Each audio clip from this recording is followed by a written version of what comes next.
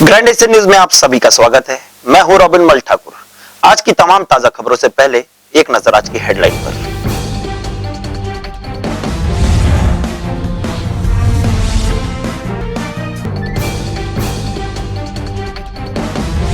छत्तीसगढ़ के गृह मंत्री ताम्रध्वज साहू ने रिसाली में किया करोड़ों रुपए के विकास कार्यों का भूमि पूजन। लोगों की बहुप्रतीक्षित मांगे हुई पूरी।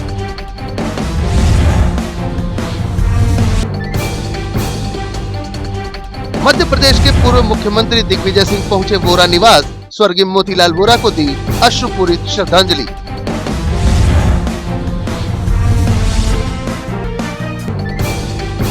विभिन्न मांगों को लेकर ठेका लोको श्रमिकों की हड़ताल जारी। श्रमिकों ने अपने परिजनों बच्चों के साथ किया आरआई भवन का घेराव।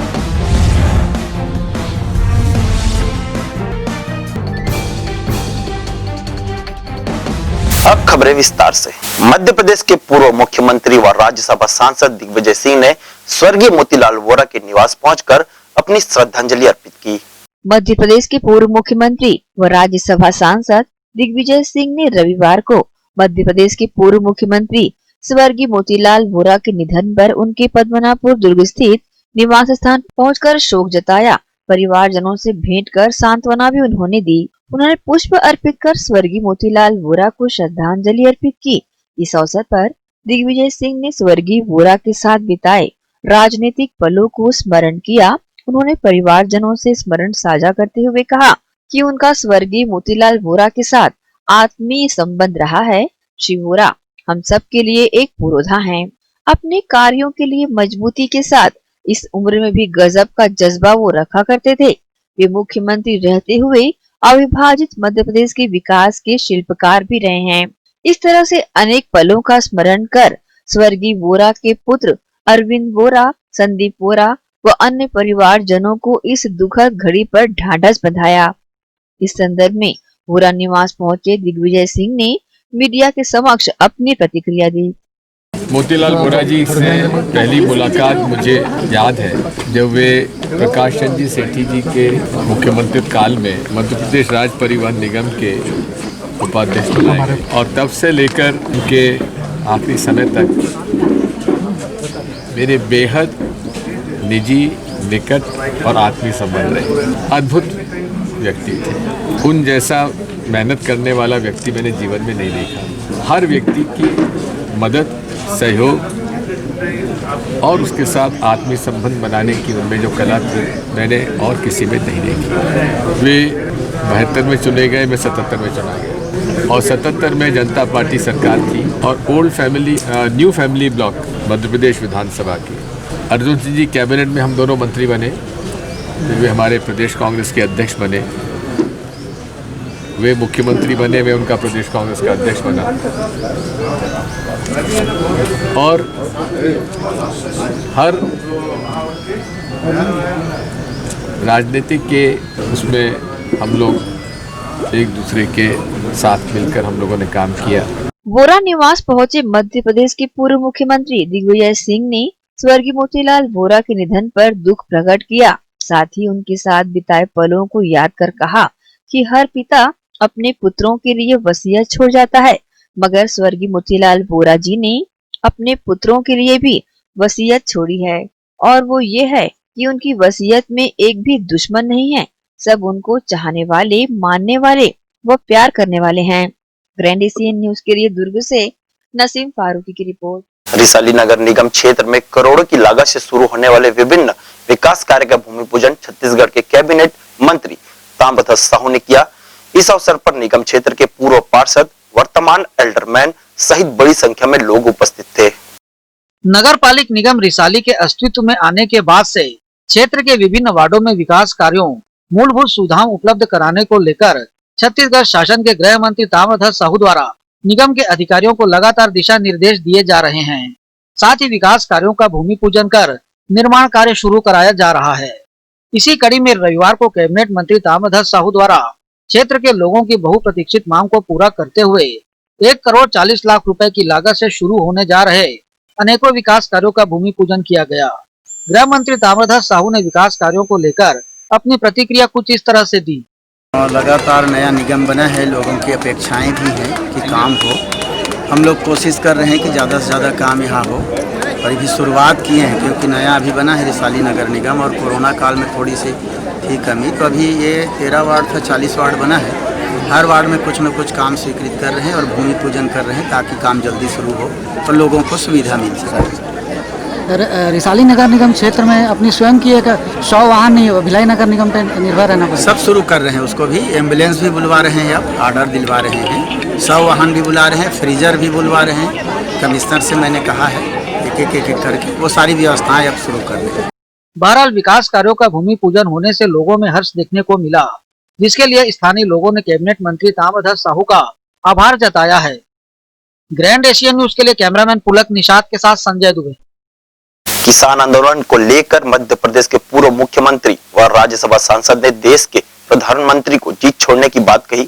वहीं छत्तीसगढ़ शासन के 2 वर्ष पूर्ण होने पर मुख्यमंत्री को बधाई दी। देश भर में केंद्र सरकार द्वारा लाए गए कृषि बिल का विरोध और प्रदर्शन किया जा रहा है, जिस पर पलटवार करते हुए मध्य प्रदेश के पूर्व मुख्यमंत्री व राज्यसभा सांसद दिग्विजय सिंह ने देश के प्रधानमंत्री नरेंद्र मोदी को जीत छोड़ देने की बातें कही और कहा कि आखिर क्या है उस कानून में जो बदला नहीं जा सकता। उसके साथ ही अहम और अहंकार की बात पर कहा कि जब किसी व्यक्ति के व्यक्तित्व में अहंकार आ जाता है तो उसका अंत निकट होता है। मोदी जी को जिद छोड़ देनी चाहिए। आखिर ऐसा क्या है उन कानूनों में जिस पर इतने पूरे देश में हल्ला है, उसके बावजूद भी वे उसे बदलने के लिए तैयार नहीं है।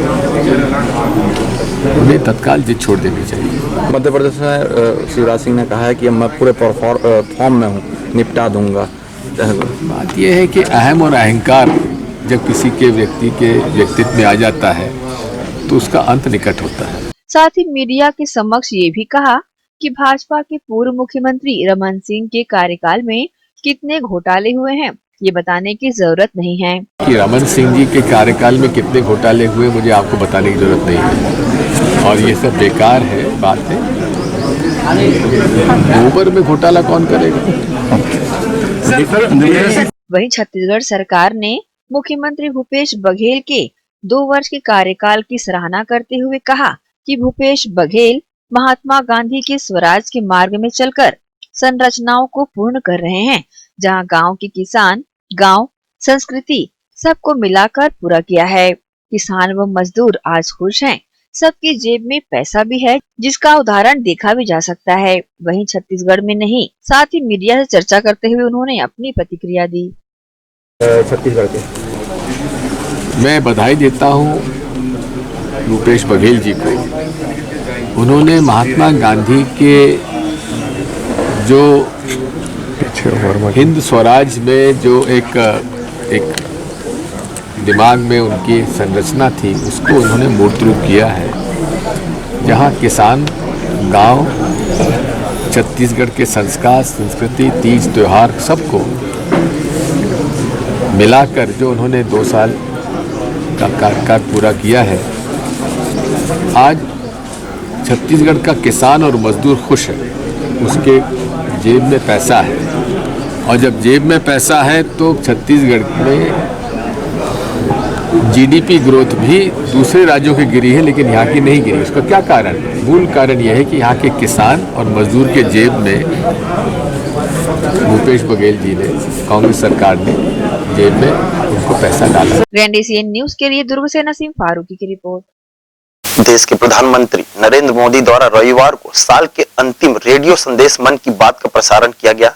इसे लेकर सांसद विजय बघेल समेत प्रधानमंत्री जन कल्याणकारी योजना छत्तीसगढ़ के सचिव मनोज ठाकरे और पार्टी कार्यकर्ता ने प्रधानमंत्री के रेडियो संदेश को सुना, जिसके बाद सांसद विजय बघेल ने अपनी प्रतिक्रिया कुछ इस प्रकार दी। कोरोना की वजह से इस साल इसकी चर्चा उतनी हो नहीं पाई है, कुछ अलग किया। ये दोनों हमेशा देखते थे कि लोग अपने घर से बाहर घूमने तो जाते हैं। गुरुग्राम के प्रदीप सांगवान 2016 से हीलिंग हिमालय नाम से अभियान चला रहे हैं। साथियों, श्री टी श्रीनिवासाचार्य स्वामी जी का जीवन इस बात का प्रत्यक्ष प्रमाण है कि जीवन तब तक ऊर्जा से भरा रहता है, लेकिन उनके मन में जिज्ञासा और आत्मविश्वास अभी भी उतना ही है जितना अपनी युवावस्था में था। अरे स्वामी जी 92 साल के हैं, 92 इयर्स। आज इस साल का अंतिम रविवार 2020 का ये बहुत महत्वपूर्ण दिन, और माननीय प्रधानमंत्री जी अपने मन की बात इस साल की अंतिम प्रसारण में हम सब यहाँ उपस्थित मेरे निवास में थे। प्रधानमंत्री जन कल्याणकारी प्रचार प्रसार समिति के साथियों ने ये आयोजन किया था। आज मन की बात में माननीय प्रधानमंत्री जी ने जो महत्वपूर्ण बातें कही है वो ये है कि हिंदुस्तान में ऐसे बहुत सारे जो वस्तुएं हैं जो प्रकृति ने हमें दिया है। केसर की बात उन्होंने प्राथमिकता से कही कि ऐसे वस्तु है जो विश्व स्तर पे यहाँ पहचानी और जानी जाती है, और इसका बहुत ज़्यादा इंपोर्ट भी होता है, एक्सपोर्ट भी होता है, और उससे लोगों को लाभ होता है। साथ ही साथ हम अपनी जिम्मेदारियों को हमेशा पूरा करते रहें। बहुत सारी ऐसी बातें हैं, छोटी छोटी बातें जो हमें जीवन जीने की सीख देती है। जैसे स्वच्छता के बारे में, जिसके लिए हमेशा प्रधानमंत्री जी बल दिया करते हैं, एक भारत स्वच्छ भारत नेक भारत, उस बात के संकल्प के साथ जो प्रधानमंत्री जी चल रहे हैं उसका भी उल्लेख महत्वपूर्ण तरीके से उन्होंने किया। स्वर्गीय मोतीलाल वोरा के दुखद निधन के बाद रविवार को अरुण वोरा दुर्ग अस्थि विसर्जन के लिए अस्थि कलश लेकर प्रयागराज के लिए रवाना हुए। स्वर्गीय मोतीलाल वोरा के दुखद निधन के बाद जिस तरह से उनके चाहने व मानने वालों का तांता लगातार पद्मनाभपुर स्थित वोरा निवास पर लगा हुआ है, वहीं इस दुख की बेला में धार्मिक रीति रिवाज के अनुरूप रविवार को अस्थि विसर्जन के लिए अरुण वोरा, राजीव वोरा, आशीष वोरा व व्यास जी अस्थि कलश लेकर वोरा निवास से माना विमानतल के लिए रवाना हुए, जहां वे सभी प्रयागराज पहुंचकर बाबूजी की अस्थि विधि विधान के साथ पूजा पाठ कर विसर्जित करेंगे। ग्रैंड एशियन न्यूज के लिए दुर्ग से नसीम फारूकी की रिपोर्ट।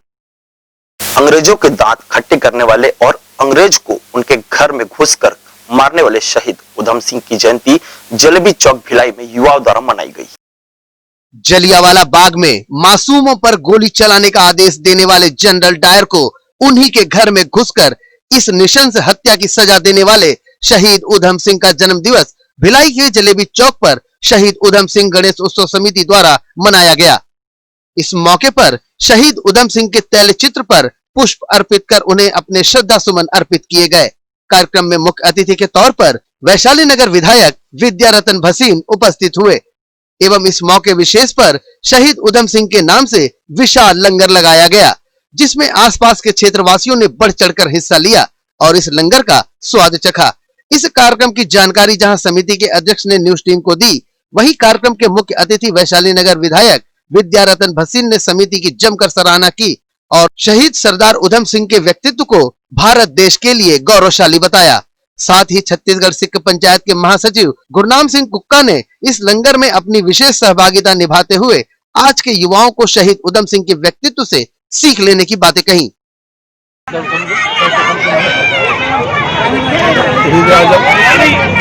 सिंह जी के चरणों में प्रणाम करता हूँ। वह शहीद से मात्र 20 वर्ष की आयु 1919 में जलियांवाला बाग जो कांड हुआ और गोली कांड हुआ, उसको देखकर उसने अपने दिल में ठान अंग्रेज जनरल से बदला लिया। 1919 से लेकर 1940 तक वो अपने मिशन में लगे रहे। इस बीच में हमने गलत पार्टी ज्वाइन की, इंग्लैंड लंदन गए, कुछ नहीं कर पाए, वापस आए, गिरफ्तारी भी हुई और उसके बाद उनके अभियान में कहीं कमजोरी नहीं है तो फिर गए और वजन भी आ गया। जो जांबाज ने सोचा था कि इसने मेरे देश के मासूमों पे गोली चलाई है, नरसंहार किया है, इससे बदला नहीं और सरेआम सामने खड़े करके गोली चला दिया। ऐसे बेलई शहीद होते हैं।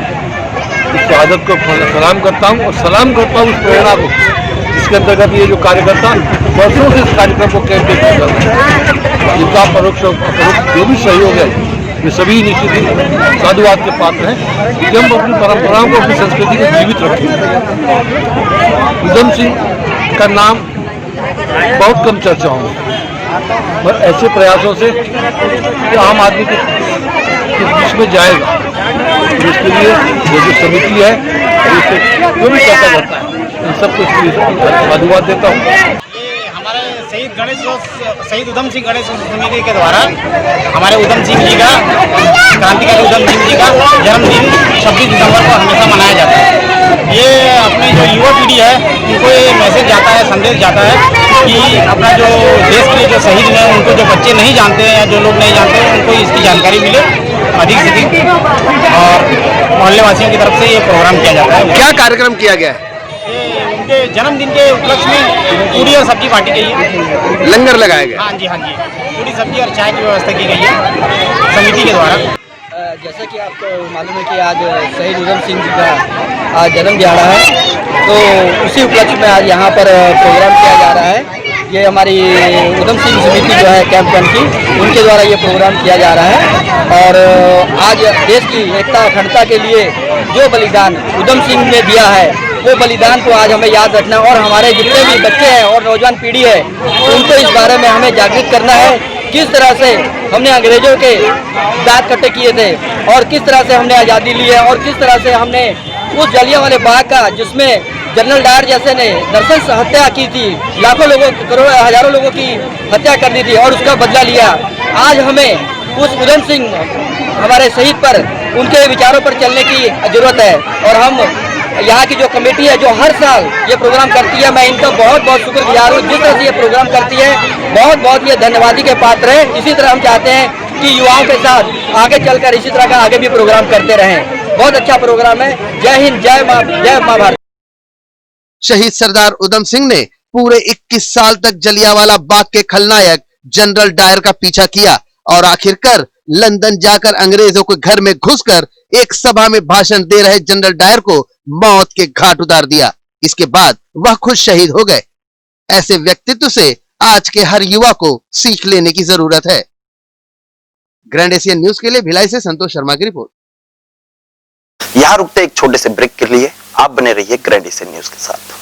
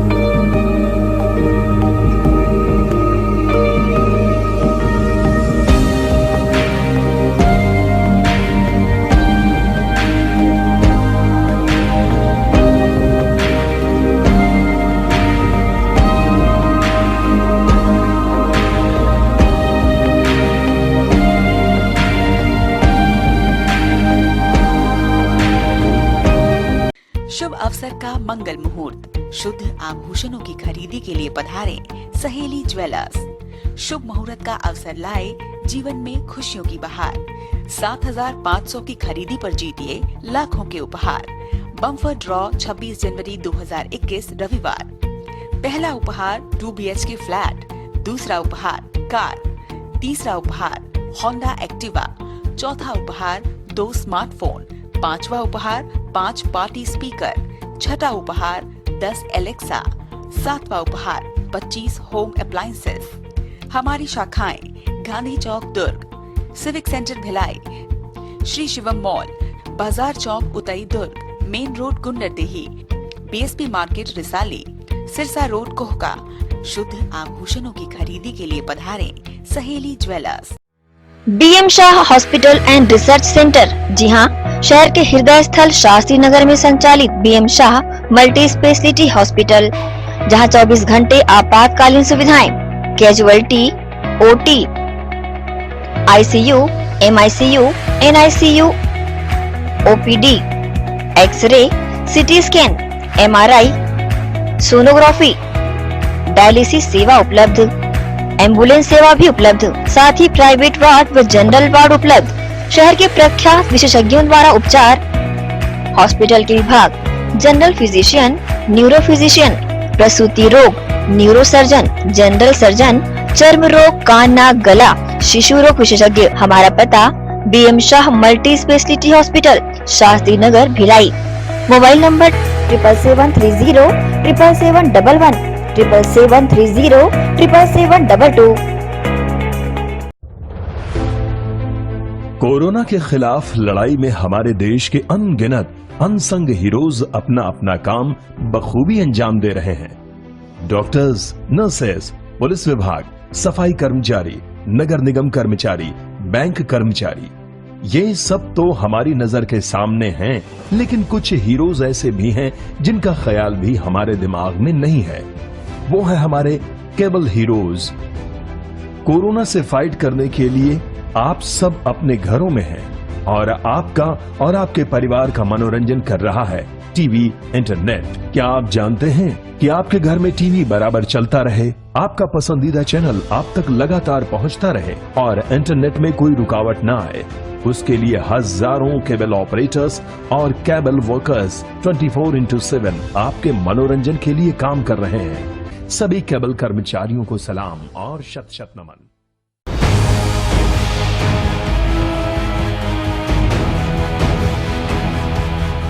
ब्रेक के बाद आप सभी का स्वागत है। छत्तीसगढ़ शासन के स्वास्थ्य मंत्री टीएस सिंहदेव ने वोरा निवास पहुंचकर स्वर्गीय वोरा को दी श्रद्धांजलि। प्रदेश के स्वास्थ्य मंत्री टीएस सिंहदेव रविवार की सुबह दुर्ग स्थित पद्मनाभपुर वोरा निवास पहुंचकर स्वर्गीय मोतीलाल वोरा के तैल्य चित्र पर पुष्पांजलि अर्पित की। उन्होंने श्रद्धांजलि अर्पित कर परिवारजनों से मुलाकात कर स्वर्गीय वोरा के गौरवशाली पलों को याद कर भावुक हुए और कहा कि श्री वोरा से हमेशा मार्गदर्शन और आशीष मुझे मिलता रहा है। उनके कर्तव्य पथ हमेशा प्रेरित करते रहेंगे। इसके बाद भी पहले से वहां पर मौजूद मध्य प्रदेश के पूर्व मुख्यमंत्री व राज्यसभा सांसद दिग्विजय सिंह के साथ वोरा निवास से निकलकर भिलाई के लिए रवाना हुए। ग्रैंड एशियन न्यूज के लिए दुर्ग से नसीम फारूकी की रिपोर्ट। भिलाई नगर विधायक एवं महापौर देवेंद्र यादव ने सेक्टर 9 क्षेत्र के अनेक स्थानों पर पाथवे निर्माण और प्योर ब्लॉक लगाने को लेकर भूमि पूजन किया। इस अवसर पर क्षेत्र के पार्षदों, पूर्व पार्षद सहित अन्य लोग उपस्थित थे। महापौर विधायक देवेंद्र यादव ने वार्ड क्रमांक 68 सेक्टर 9 के गोल मार्केट क्षेत्र में पेवर ब्लॉक लगाने के कार्य का भूमि पूजन स्थानीय लोगों से करवाया।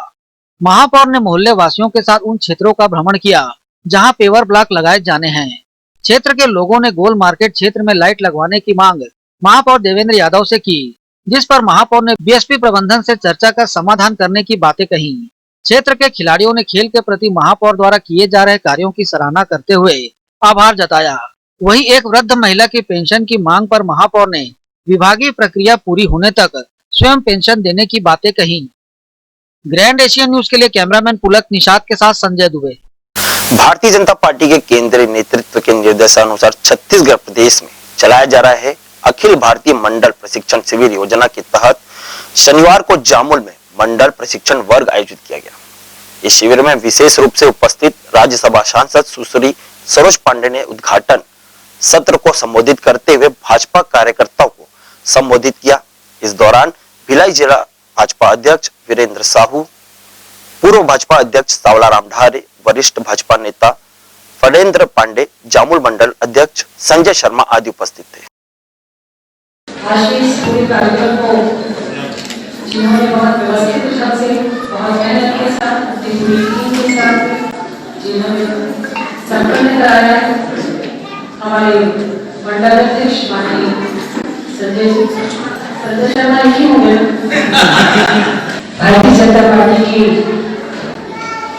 वरिष्ठ नेता ज्यादा हो गई माननीय फणेंद्र पांडे जी, माननीय राजेश वर्मा जी, माननीय यशवंत ठाकुर जी, हमारे इस सभागार में उपस्थित मेरे सभी बहनों और भाइयों, मैं अपने बात की शुरुआत करूं। मैं उसके पहले हमारे मंडल अध्यक्ष माननीय संजय शर्मा जी का और उनकी पूरी टीम का बहुत अभिनंदन करती हूँ। मुझे बहुत खुशी हुई कि आपने भारतीय जनता पार्टी के इस कार्यक्रम को बहुत व्यवस्थित ढंग से, गरिमामय ढंग से आपने संपन्न कराने की शुरुआत की और आपने अपनी जिम्मेदारी का निर्वहन बहुत बेहतरी से किया।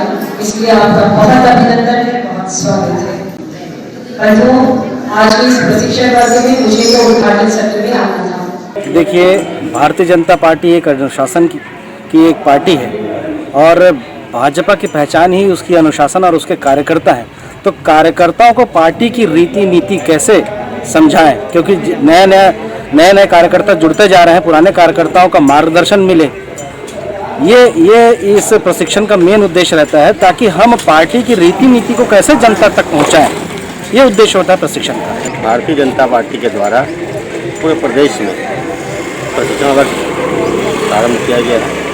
इससे जो नए कार्यकर्ता, पुराने कार्यकर्ता, क्योंकि सीखना जीवन भर है और प्रशिक्षण का उद्देश्य ये है कि हम लोग पार्टी में निरंतर काम करते हैं और हर दिन कुछ न कुछ नया होता है। तो इस प्रशिक्षण वर्ग के माध्यम से हम लोगों के बीच जाएं और लोगों को जानकारी दें और पार्टी के द्वारा जो भी कार्यक्रम चलाया जाता है, क्योंकि हर दिन नए कार्यक्रम प्रदेश से चालू करता है, तो उसकी जानकारी सभी कार्यकर्ताओं को हो और हमारा हर कार्यकर्ता प्रशिक्षण के माध्यम से इतना ट्रेंड हो जाए कि हम जब जनता के बीच जाएं हमारी नीतियों को लेकर, तो जनता हमें स्वीकार करे। इसी उद्देश्य को लेकर यह प्रशिक्षण कार्यक्रम किया जा रहा है। ये प्रशिक्षण शिविर अपने जो कार्यकर्ता हैं उनको मांझने के लिए किया गया है।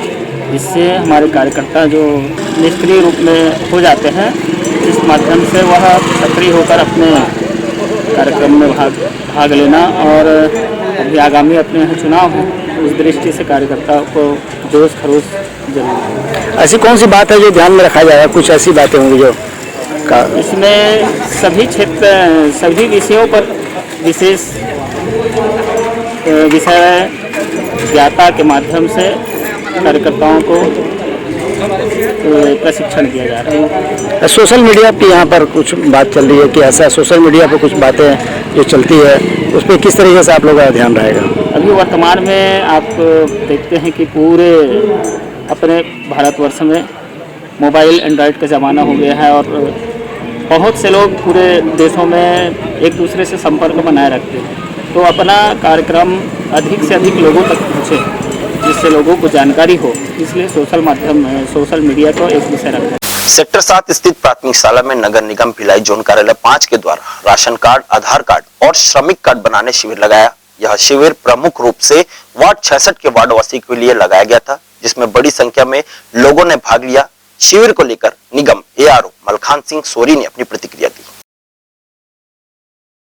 नहीं, ये जो शिविर है ना 14 से लेकर सभी जोनों में 14 से लेकर 28 तक है। अब उसमें से आज वार्ड 66 का है, इसके बाद 28 को हॉस्पिटल सेक्टर 9 में एक दिन और बच गया है। अब इसमें आधार पंजीयन या आधार अपडेट करना या करेक्शन करना नाम, उसी प्रकार से राशन कार्ड, नया राशन कार्ड, APL BPL के लिए नए कार्ड के लिए आवेदन और उसमें नाम जोड़ना काटना, मजदूर पंजीयन और पेंशन।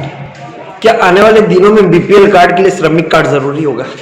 नहीं, ये तो शासन का ही वो गाइड दिशा निर्देश में है ना, कोई श्रमिक कार्ड एक ही नहीं है। हाँ। श्रमिक कार्ड के लिए BPL राशन कार्ड के लिए श्रमिक कार्ड ही जरूरी नहीं है, उसके अलावा 15 और सत्यापित, हाँ, गाइडलाइन में 15 और सर्टिफिकेट चाहिए रजिस्टर्ड अफसर का, मतलब सक्षम अधिकारी का प्रमाणित। कोई भी सर्टिफिकेट में एक कोई जरूरी नहीं है कि केवल श्रमिक कार्ड के आधार पर ही BPL, उसके बाद फिर BPL का होना भी जरूरी है। कितनी आय, मुखिया की कितनी आय मानते BPL कार्ड के लिए? अब नहीं, वो तो कंडीशन के ऊपर डिपेंड करता है। जो पंचनामा बनाना पड़ता है साइड में जाके, है ना, उसके रहन सहन, उसका घर मकान जो है, ये सब को देख के आकलन करके। क्या आने वाले दिनों में BPL कार्ड निरस्त होने की कार्रवाई हो सकती है? नहीं, अब निरस्त ये तो शासन के ऊपर में है, जो बन गया है उसको निरस्त करने। अयप्पा मंदिर सेक्टर 2 भिलाई में मंडला पूजा के अवसर पर अयप्पा मंदिर में 10,000 दियों से मंदिर प्रांगण को सजाया गया। वहीं इस दीप को प्रज्वलित करने बड़ी संख्या में लोग पहुंचे। अयप्पा सेवा संगठन सेक्टर 2 भिलाई के द्वारा शनिवार को मंडला पूजा के अवसर पर अयप्पा मंदिर में 10,000 दीपों को प्रज्वलित कर मंदिर प्रांगण को झिलमिल रोशन कर सजाया गया। आपको बता दें कि पूरे 41 दिन विधि विधान से पूजा अर्चना कर मंदिर का मुख्य मार्ग को भी खोला गया। यह मार्ग सिर्फ साल में 2 ही बार खोला जाता है, बाकी दिन मंदिर के अगल बगल से बने सीढ़ियों से प्रवेश किया जाता है। साथ ही मंडला पूजा के अवसर पर लोग भी बड़ी संख्या में शामिल हुए, जिन्होंने दीप प्रज्वलित कर अपने परिवार की खुशहाली के लिए कामना की। आज मंडला पूजा महोत्सव है। मंडला पूजा मतलब आज शबरीमला भगवान के दर्शन के लिए 41 डेज का विधान अनुष्ठान के बाद जाना रहता है, तो आज 41 डेज पूरा हुआ है। इस उपलक्ष्य में शबरीमला में भी आज मंडला पूजा का सेलिब्रेशन करता है और वर्ल्ड में पूरा अयप्पा मंदिर में आज मंडला पूजा सेलिब्रेशन किया जाता है। आज हम भी यहाँ पर मंडला पूजा का सेलिब्रेशन किया है और हमारा इस मंदिर का विशेष ये है कि वो शबरीमला जैसे ये भी 18 स्टेप्स चढ़ के जाना रहता है, तो ये 2 दिन में ये खुलता है 18 स्टेप चढ़ने का। तो एक मंडला पूजा का दिन और एक मकर संक्रांति का दिन। आज 51 अयप्पा स्वामी जैसे शबरीमला में जाते हैं ऐसे इरुमुड़ी धारण करके भगवान अयप्पा का दर्शन किया, घी का अभिषेक किया। अभी शाम को हम लोगों ने 10,000 दीप जला के भगवान का आरती कर रहे हैं। जामुल थाना पुलिस ने बोगदा पुलिया के पास अवैध रूप से गांजा परिवहन कर रहे ढोर निवासी ओम प्रकाश साहू को गिरफ्तार किया है। आरोपी के कब्जे से 38 किलो गांजा कीमत 3,80,000 रुपए को बरामद किया गया है। पुलिस की तमाम कोशिशों के बावजूद जिले में अवैध रूप से मादक पदार्थों की खरीदी बिक्री में लगे लोगों का कारोबार धड़ल्ले से जारी है। इसी कड़ी में कार्रवाई करते हुए जामुल थाना पुलिस ने बोगदा पुल के पास से स्विफ्ट कार में अवैध रूप से गांजे का परिवहन करते ग्राम ढौर निवासी युवक ओम प्रकाश साहू को गिरफ्तार किया है। आरोपी के कब्जे से 38 किलो गांजा बरामद किया गया है, जिसे वह अन्य क्षेत्रों में खपाने ले जा रहा था। आरोपी के खिलाफ नारकोटिक्स एक्ट के तहत कार्रवाई कर जेल भेज दिया गया है। मामले की जानकारी जामुल थाने के उप निरीक्षक ने दी। कल हमको मुखबिर से सूचना मिला कि एक स्विफ्ट कार सफ़ेद रंग के CG04 DJ 6777 में एक आदमी गांजा लेके जा रहा है। हम पूरा हमारे थाना के पार्टी वहाँ पे एम्बुश लगाए थे बघवा पुल में, तो वो गाड़ी आई, जैसे रोके तो उसमें गाड़ी को रोक के चेक किए तो उसके डिक्की में 3 बोरी में लगभग 38 किलो गांजा मिला। हम उसको पकड़ के पूरा कार्रवाई करके उसको जेल भेजे हैं। अभी जांच जारी है। सर आरोपी का क्या नाम था? ओम प्रकाश साहू, पिता गैंदलाल साहू, उम्र 40 साल, हनुमान मंदिर ढौर का है। सर ये कहाँ से ला रहे थे गांजा? अब ये तो नहीं बताया कहाँ से ला रहे थे। अब वो गांजा को ऐसा लगता है कि वो सप्लाई करने वाला है। प्रत्येक बोरी में 1-1 किलो का गांजा था। बहरहाल शराब गांजा के अवैध कारोबार में लगे नशे के कारोबारियों के खिलाफ पुलिस की ताबड़तोड़ कार्रवाई जारी है। बावजूद इसके अवैध कार्यों में संलग्न लोगों के हौसले पस्त नहीं हुए हैं। ग्रैंड एशियन न्यूज के लिए कैमरामैन पुलक निषाद के साथ संजय दुबे। रुकते एक और छोटे से ब्रेक के लिए आप देखते रहिए grand Asian news.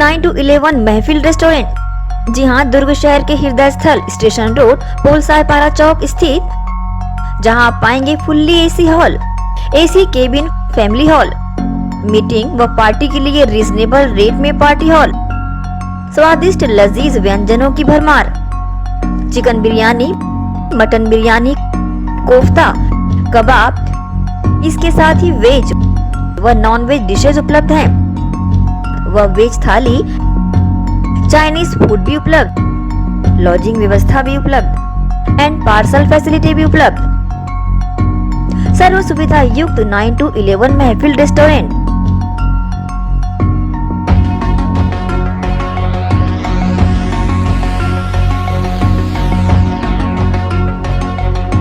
Station road Polsaypara Chowk दुर्ग।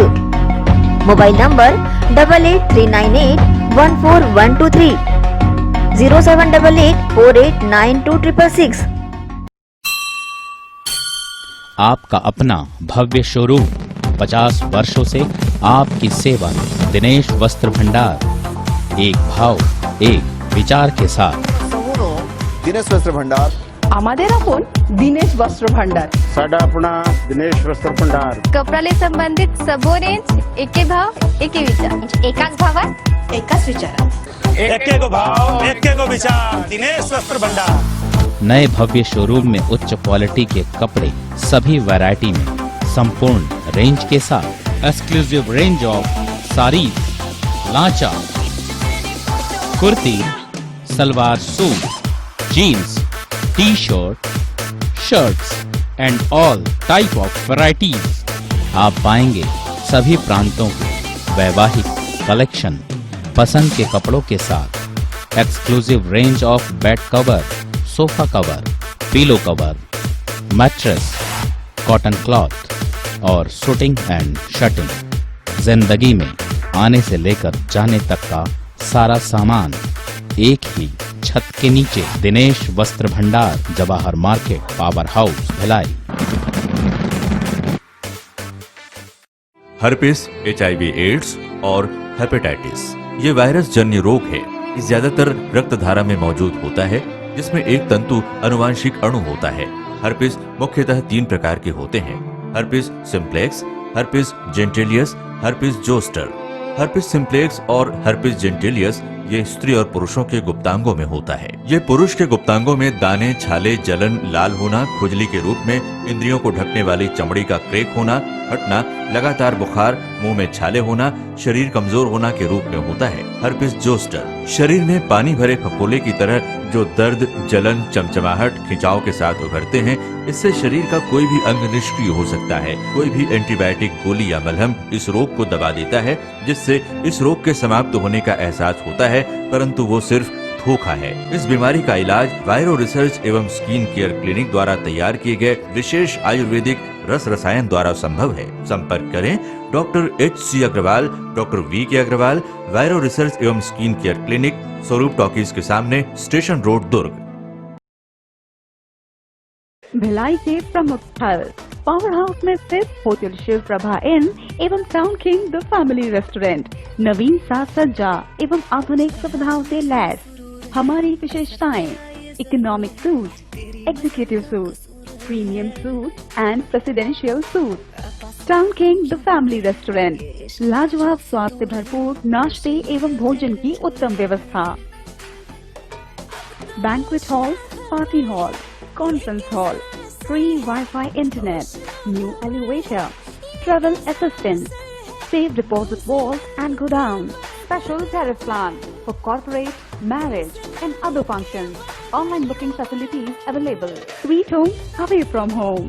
Power House रेलवे स्टेशन व बस स्टैंड से मात्र 500 मीटर पर स्थित hotel Shiv Prabha inn and town king the family restaurant 46 team market, अपना केसी लॉज के बाजू में। Power house Bhilai. कॉन्टैक्ट 9892215251 और 8966981590।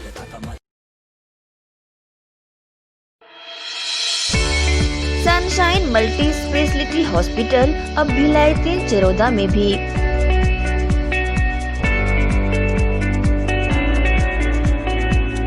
हॉस्पिटल में उपलब्ध सुविधाएं: 24 घंटे emergency ICU, NICU, PICU ambulance सुविधा उपलब्ध।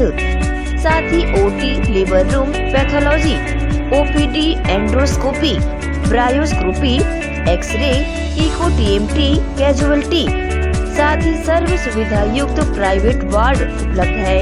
जनरल वार्ड, सोनोग्राफी व वेंटिलेटर उपलब्ध। सनशाइन मल्टी स्पेशलिटी हॉस्पिटल, हमारा पता IDBI बैंक के सामने, north Vasundhara Nagar, Bhilai 3 Charoda. Phone number 7772988811, 7772988822।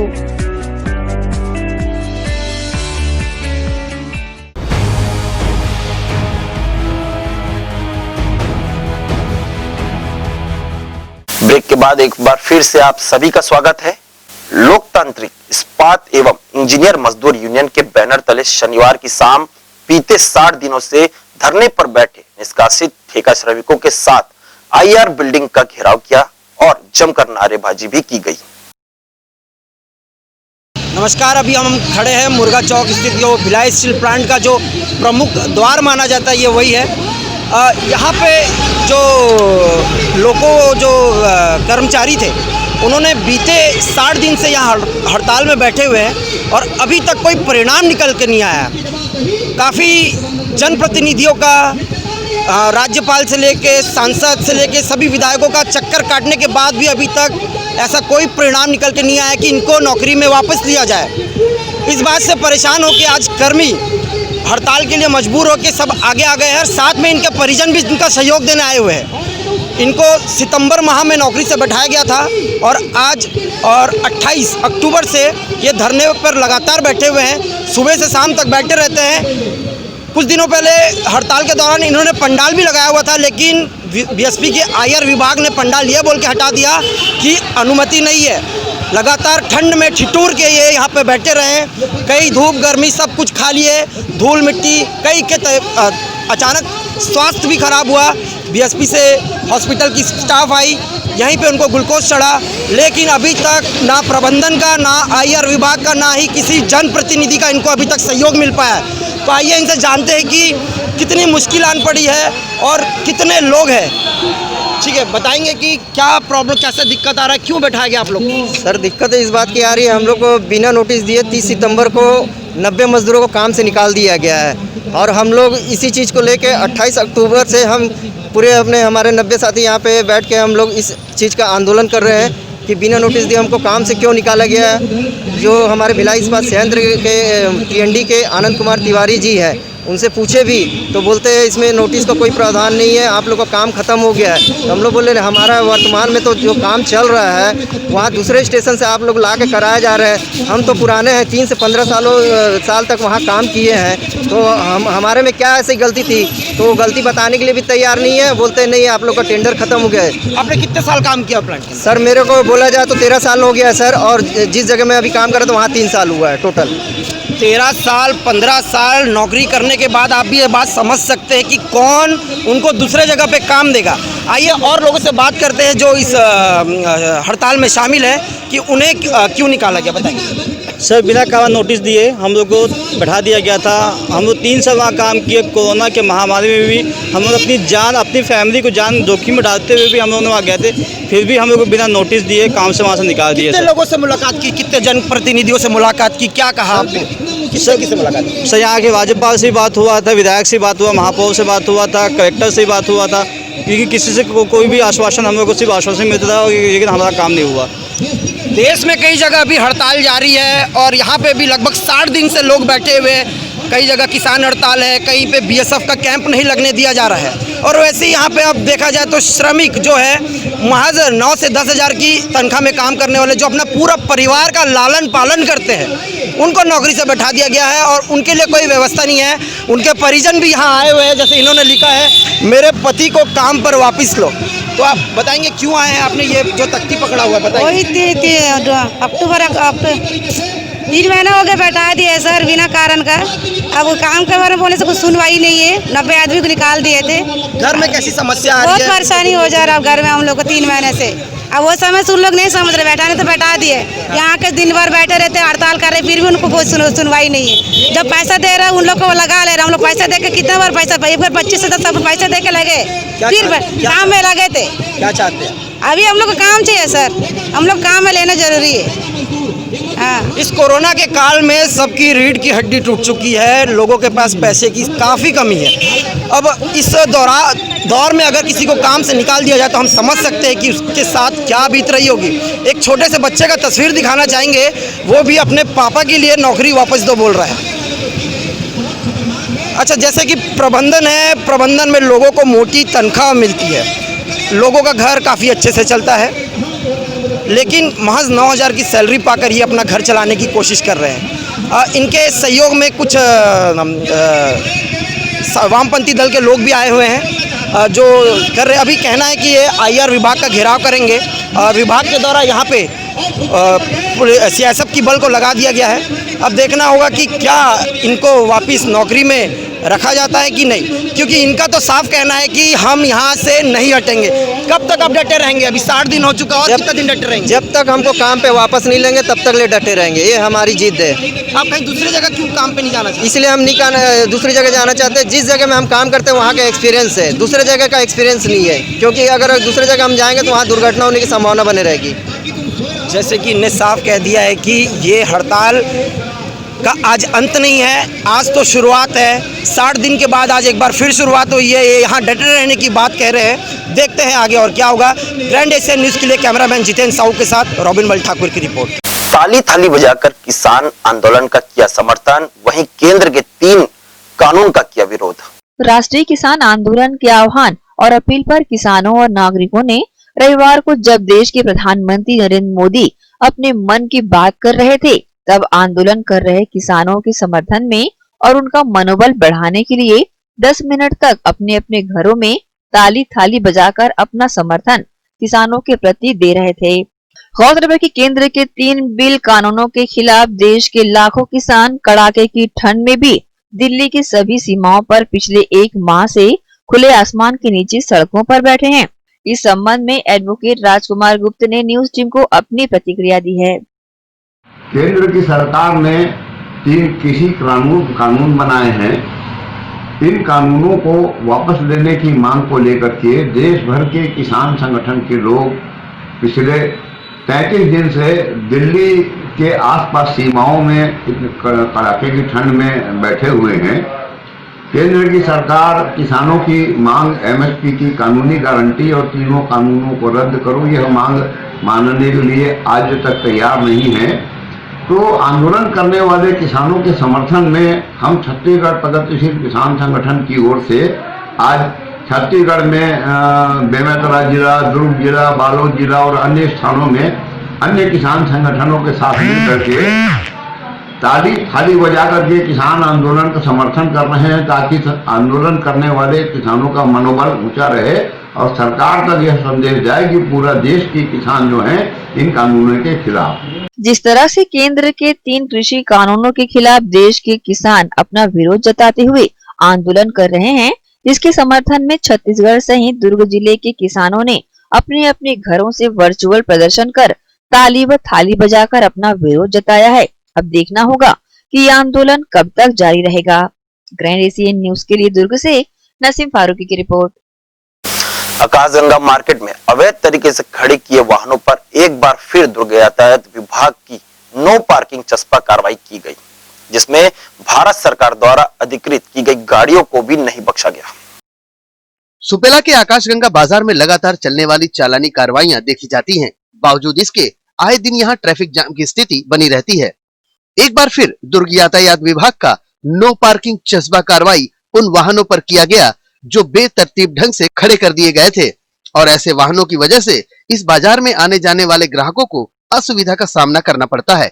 शनिवार को हुई इस कार्रवाई में सरकारी वाहनों को भी नहीं बख्शा गया और उनकी विंडो ग्लास पर नो पार्किंग चस्पा कर दिया गया। यातायात विभाग के प्रधान आरक्षक सुशील पांडे ने बताया कि दुर्ग जिला के पुलिस अधीक्षक महोदय के मार्गदर्शन में यह चालानी कार्रवाइयां की जा रही हैं। और गाड़ी चाहे कोई भी हो, अगर गलत ढंग से खड़ी है तो वह चालानी कार्रवाई के दायरे में आएगी। हाँ, ये क्या है कि ये 4 व्हीलर गाड़ियां हैं। ये जो सफ़ेद पट्टी है, सफ़ेद जो पट्टी की मार्क लगी हुई है, गाड़ियों को 4 व्हीलर हो या 2 व्हीलर हो उसके अंदर खड़ा करना है। ये लोग आम रोड में खड़ा कर देते हैं, जिसके कारण बाजार में लोगों को आने जाने में, एम्बुलेंस आने जाने में, रोजमर्रा के लिए जो निकलते हैं आदमी बाजार जाने के लिए, अस्पताल जाने के लिए, तो ये रोड में जाम ना हो करके हम लोग ये चस्पा की कार्रवाई कर रहे हैं। इसको बोलते हैं नो पार्किंग चस्पा की कार्रवाई। ये आज नहीं, ये रोज होती है, दोनों टाइम होती है। हम लोग बीच में थोड़ा सा जब पब्लिक टाइम नहीं रहता है तो नहीं करते हैं, बाकी अभी जो जाम लगने का समय है तो 2 बजे तक के, उधर 5 बजे से रात में 9-10 बजे तक करते हैं, रोज करते हैं। ये चश्मा करने के बाद जैसे किस तरह से लोग आकर के मिलते हैं आपसे? फिर ये जो नो पार्किंग चस्पा के जो स्लिप है इसको लेके जाना है। ये मान लो किसी कारण से स्लिप आपको फट गया या नहीं निकल पाता तो आप अपने मोबाइल से इसका फोटो खींच लीजिए और संबंधित जो, जैसे हमारे आकाशगंगा जोन है, ये सुपेला में जो ऑफिस है, बिल्डिंग है, वहाँ पे आइए, क्षेत्र अनुसार वहाँ पे जो ऑफिस में है, जो भी अधिकारी हैं, इसका 200 रुपये का चालान काटेंगे, संबंध शुल्क काटेंगे और ये इसका ये डिस्पोजल का तरीका है। नाम और परिचय बता देंगे। मेरा नाम सुशील पांडे है और यातायात आकाशगंगा जोन सुपेला जोन में मैं कार्यरत हूँ। और ये जो भी हम करते हैं ये माइकमैन महोदय के आदेशानुसार, ताकि आम रोड में भीड़ ना हो, बाजार लोगों में आने जाने में परेशानी ना हो, सुगमता से लोग आए जाएं, ये उनका आदेश है और उसी का पालन कर रहे हैं। ऐसे बाजारों में पार्किंग की व्यवस्था सुनिश्चित न होने की वजह से ऐसे हालात हमेशा देखे जाते हैं कि बाजारों में आए ग्राहक परेशान होते हैं। जरूरी होगा कि इन चालानी कार्रवाइयों को थोड़ा सा और सख्त रूप दिया जाए, जिससे अवैध रूप से पार्किंग में खड़े किए हुए वाहनों को उसके चालक दोबारा वहां खड़ी न करें। ग्रैंड एशिया न्यूज के लिए भिलाई से संतोष शर्मा की रिपोर्ट।